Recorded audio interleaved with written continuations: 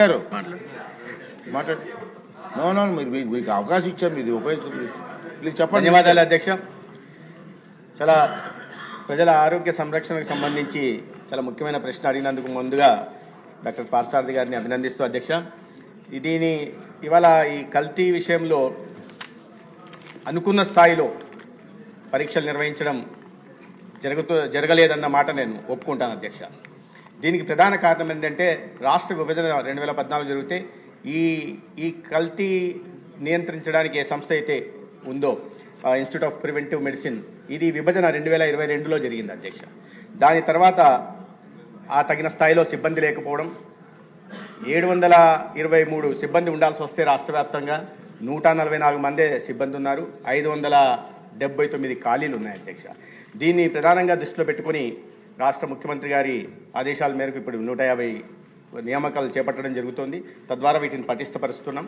రెండవది, ఈ చట్టపరంగా వారి మీద కల్తీ చేసిన వారి మీద చర్యలు తీసుకోవాలంటే ఎన్ఏబి సర్టిఫికేషన్ ఉంటున్న ల్యాబ్లు ఉండాలి అధ్యక్ష. ఆ ల్యాబ్లు కూడా లేకపోవడం, తర్వాత కేంద్ర ప్రభుత్వ సహకారంతో food safety standards authority of ఇండియాతో ఒక ఎంఓయూ తీసుకొని గతంలో 3 ల్యాబొరేటరీని, తర్వాత ఇప్పుడు కొత్తగా 2 ల్యాబొరేటరీలు స్టేట్ ఫుడ్ ల్యాబొరేటరీని కూడా మంజూరు చేయడం జరిగింది అధ్యక్ష. ఒకటి విశాఖపట్నంలో పూర్తయింది, ఒక 2-3 నెలల్లో దాన్ని ఆపరేషన్లు చేయడం జరుగుతుంది.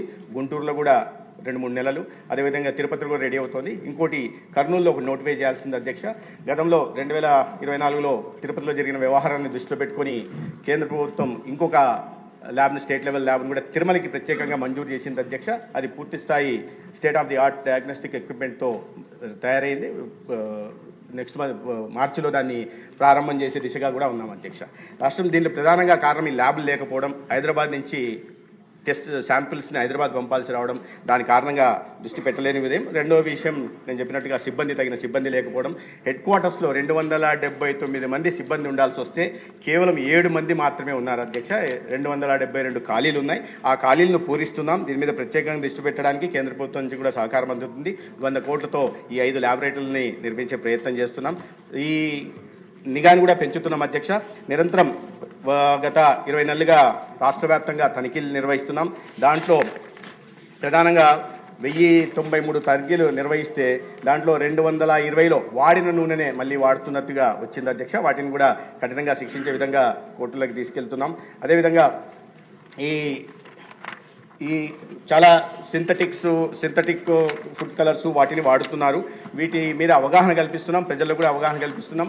ఈ FSSAI ద్వారా చేసుకున్న MOU ద్వారా కెపాసిటీ బిల్డింగ్ చేసి ప్రధానంగా పుణ్యక్షేత్రాల్లో కానీ పర్యాటక కేంద్రాల్లో కానీ మొదటగా వాటి అవగాహన కల్పించడం, వారికి దీని మీద అవగాహన కల్పించడమే కాకుండా తీసుకోవాల్సిన జాగ్రత్తలు కూడా తీసుకునే దిశగా కూడా చర్యలు చేపడుతున్నాం అధ్యక్ష. రాబోయే రోజుల్లో గౌరవ ముఖ్యమంత్రి గారు ప్రివెంటివ్ హెల్త్ కేర్ మీద ప్రధానంగా దృష్టి సారిస్తున్నారు కాబట్టి ఇవాళ ఈ తనిఖీలు చేయడం, ఈ వారంలో కూడా ఈ యాదృచ్ఛికం అధ్యక్ష, ఈ ఫిబ్రవరి మొదటి వారంలో కూడా ఈ డిపార్ట్మెంట్ ఆఫ్ లీగల్ మెట్రాలజీతో కలిసి రాజమండ్రి, ఒంగోలు, గుంటూరులో రైడ్స్ నిర్వహించడం జరిగింది. దాంట్లో 56 అవుట్లెట్స్ని మనం FBOస్ని తనిఖీలు చేసి 59 శాంపిల్స్ తీసుకోవడం జరిగింది అధ్యక్ష. ఈ వయలేషన్స్కి పాల్పడిన వాళ్ళు దీంట్లో 13 మంది ఉంటున్నారు. స్టాక్ కూడా పెద్ద ఎత్తున దాదాపు 300 కేజీల ఫుడ్ ఐటమ్స్ కూడా వాటిని సీజ్ చేయడం జరిగింది.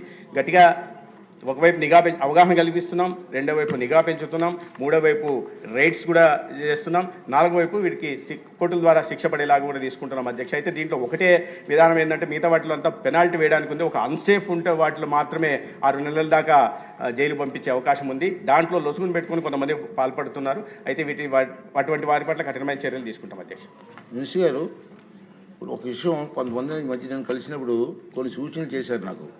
దాంట్లో ఒక సూచన ఏంటంటే గ్రామ సచివాలయాలతో పాటు కొంతమంది స్టాఫ్ ఉన్నారు, సచివాలయాల్లో చాలా మంది స్టాఫ్ ఉన్నారు. వాళ్ళు చాలామంది ఈ ఫుడ్ టెక్నాలజీ కోర్స్ కూడా చేసి ఉన్నారట, స్టడీ చేశారు. వాళ్ళు దీనికి ఎందుకు వాడుకోకూడదు? ఫుడ్ టెక్నాలజీ ఖచ్చితంగా అధ్యక్ష, సంబంధిత శాఖ ఆల్రెడీ టెక్నాలజీలో అవగాహన ఉంది. వాళ్ళు ఆ ఏరియాలో వాడుకుంటే మంచిగా పోస్టింగ్స్ వచ్చే వరకు అటువంటి వాటిని గుర్తించి ప్రభుత్వానికి ముఖ్యమంత్రి గారి ప్రతిపాదన పంపించి వాళ్ళని ఆలోచన చేయడం. ధన్యవాదాలు.